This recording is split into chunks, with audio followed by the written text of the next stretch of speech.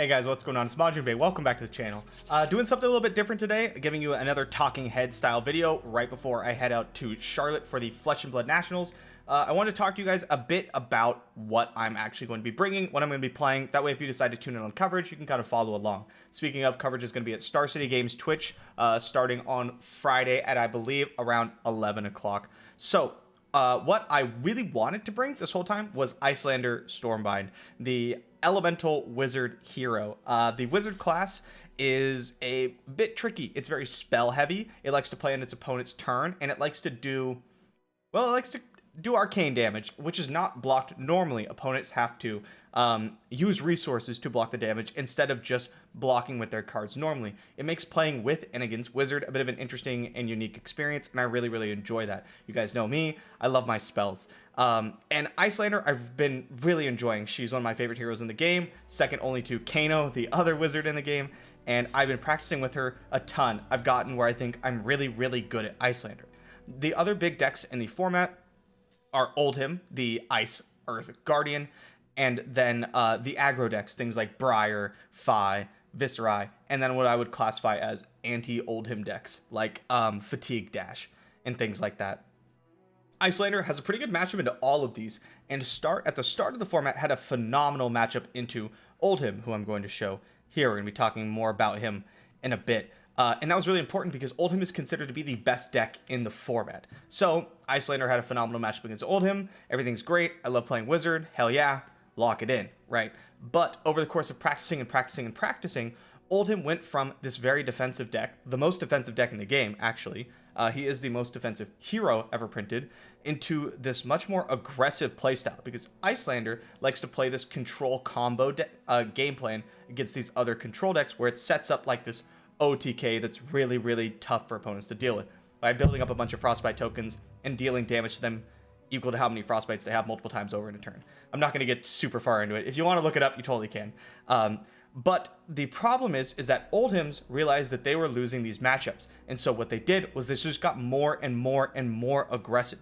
So the full defensive hero kind of turned around and is now a much more offensive hybrid of a deck. It went from Iyslander being a absolute slam dunk, can't lose this matchup, to honestly, I believe it to be Oldhim favored after testing with the now Canadian and U.S. national champion Tarek Patel. Spoiler alert, I'm stealing his list. And he was on Oldhim, and we were testing, and even when I won, it felt too close for comfort, right? So like I just didn't want to be on the deck that couldn't beat the matchup it needed to beat. So I'm not actually going to be bringing Iyslander. I am going to be playing Metaslave. I'm going to be running Oldhim, Grandfather of Eternity. He gets to run Ice and Earth cards, allowing a very kind of defensive playstyle. Ice likes to slow the game down. Earth puts a lot of value on like bigger stats, big attacks, blocking well, being very defensive. He gets to have the full 40 health. Iyslander doesn't. He has some of the best equipment in the entire game with Fendel Spring Tunic and Crown of Seeds. I'm not going to be showing all the cards here. And honestly, I kind of like his playstyle. I like the defensive playstyle. It's not as fun as Wizard for me, but I've been enjoying it, and I just really like how good he is. He's really good. So let's take a look at the list. This is Tarek Patel's list. You can see, go follow him on Twitter. Really good. Flesh and Blood player, one of the best in the world. What this deck did is it used to be very defensive. So where you see all these red attacks, red are the strongest of the cards. You use cards in Flesh and Blood to attack with, to block with, and to pitch for resources. So a lot of times there'll be different values for each card. Like take Glacial Footsteps, for example. Here's the red version. And then we also have the blue version right here, right? The red version attacks for 10, but it only pitches for 1 resource. Pitch being basically you throw it away to gain the resource. Blue only attacks for 8, but it pitches for 3 resources. So you can kind of choose where on the spectrum you want to land, red, yellow, and blue. We're playing mostly blues, some reds, only like a couple yellows, I think, in the entire deck. This deck used to have a lot less reds, and the reds would be things like defense reactions, which are just mono defensive cards. Now, instead of doing that, instead of just like blocking, attacking you with my hammer for 4, what this deck does is go block, attack you for 10, block with 1 card, attack you for 8, block with 1 card, attack you for 9. And it puts the onus on the opponent to actually like do something and not just die. And what this did was it kind of flipped Oldhim's matchups. He used to be very, very favored into the aggressive decks, and while I still think he is favored into most of the aggressive decks, he's not super favored in the aggressive decks. But if decks also need to take a long time to show up to like get things going, he just punches them in the face really, really hard. And if you're showing up to a mirror match, you're playing Oldhim and I'm playing Oldhim, but my Oldhim attacks for 10 every other turn, you're going to have a bad time, right? And that's what this deck does. Icelander needs time to set up, Dash needs time to set up, and Oldhim says, nope, sorry, take 10, right? And that is a really, really powerful strategy. It's where I want to be. This is the cards that are in every single matchup. We have our big 10 attacks. Spinal Crush is insane. Oakenold is one of the best attacks ever printed. The classic Command and Conquers, and then Enlightened Strikes to help us get a little bit more aggressive with its go again. And then all our blues. It also blocks 3. Blocking 3 is really important in this deck. All our blues here, right? Most of them either block 3 or are elemental. And all the ones that block 3, except for like Autumn's Touch and Winter's Grasp, which are just free rolls, almost every single one of them is a popper. What I mean by popper is it pops an illusionist attack. It activates Phantasm, which makes the Dromai matchup actually a lot better than you would expect. Dromai was supposed to be the Oldhim counter, and we're seeing once you run 30 plus poppers, it's not really the case anymore. Let's move on to the sideboard. Nothing too crazy here. It's just a bunch of beat 'em up big attacks and some elemental cards. In the sideboard, we have the equipment suite, the classic Winter's Wail Rampart of the Ram's Head combo, the one-handed hammer and the shield, giving us a little bit of offense that disrupts our opponent's stuff by giving them a frostbite, slowing them down if it hits, and then the shield for our more defensive turns so that we can go activate Crown of Seeds, prevent the next 1 point of damage, and Rampart in the same turn.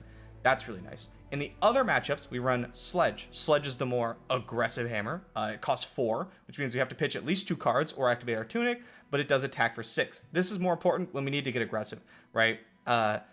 Sometimes you're like, oh man, all my hand does is attack with the hammer. I don't have any attacks. Well, you really want your hammer to at least attack for 6, right? And against things like Icelander, it lets you pop Frostbites and still come in with hammer. It's just a bigger number. It matters more. It's harder to get fatigued when your weapon attacks for 6. It's really hard to get fatigued, actually. And that is where we bring that in. The other main suite is Fandel Spring Tunic, which you run in almost every single matchup. There is a Heart of Ice in the list. It's not in the picture. And Crater's Fist and Ironhide. I think it's like Ironhide legs or something. I don't know. The legs, the boots. Just a little bit of armor. And then we switch it out for No Rune Gloves and No Rune Boots in the matchups where we want the Arcane Barrier against arcane damage. We also have the more aggressively slanted package right here. We have 3 red pummels, really, really good to just put pressure on your opponent. If you think they're going to take a long time to set up, you just pummel them, right? You just like, oh yeah, attack for 10. Okay, you block 8, pummel. Like, you take 4 more and you discard a card from your hand. Good luck having an offense after that, right? There's a 4th pummel here. There might be a 5th in my version. Not exactly sure yet, but it's just to round out the sideboarding amount, and you really would like to have at least 4 of this effect. Zealous Belting is basically like Enlightened Strike Light. Very, very good in your Sledge matchups because you can just pitch 2 blues, Zealous Belting, Sledge, boom, there's 11 damage right there, easy peasy. 2 copies of Rouse the Ancients, again, very, very good when you can expect to keep your entire hand. You don't want to bring this up in the aggressive matchups because you're going to have to block with some, and if you can't meet its condition, then it's just a blue block 2, and that's not good enough. So that's the aggressive package. We bring those in when we need to start beating down. This is things like Dash, Dromai, the Oldhim Mirror, and Icelander. These cards are the more defensive cards. Very few defense reactions for an Oldhim deck. Usually you see 9, 12, 15, right? Like a lot more defense reactions. We're only playing 6. 3 copies of Sink Below. Incredible card. Best defense reaction printed so far. Really, really good. This comes in against anything aggressive and against Oldhim. Staunch Response. Now this one's a bit different. We do prefer the 2 mana defense reaction because it allows us to activate Crown of Seeds and cast Staunch Response, or pitch double blue and fulfill the full condition to block for 10, which is nice because Oldhim's big attacks attack for 10, right? We talked about this. It allows you to block out a really big attack with just 1 card, which is important when you might be trying to fatigue each other in the end game. Really, really nice to have. It's good against like Rhinar and stuff too, right? Just like if your opponent's coming with big attacks, Staunch Response, really good. We don't bring it in against anything else. We actually don't bring in Staunch Response against any of the aggressive decks because it's too inefficient. The aggressive decks, their attacks aren't tall enough usually. Sink Below is usually enough to get you there. And if it's not, Sink Below plus Crown of Shields plus Shield most likely is. Or Sink Below plus a card. Whatever. No big deal. You don't want to be running Staunch Response in an aggressive deck. too inefficient. Don't worry about it. Expose the Elements is an interesting card. This is actually for the Dromai matchup.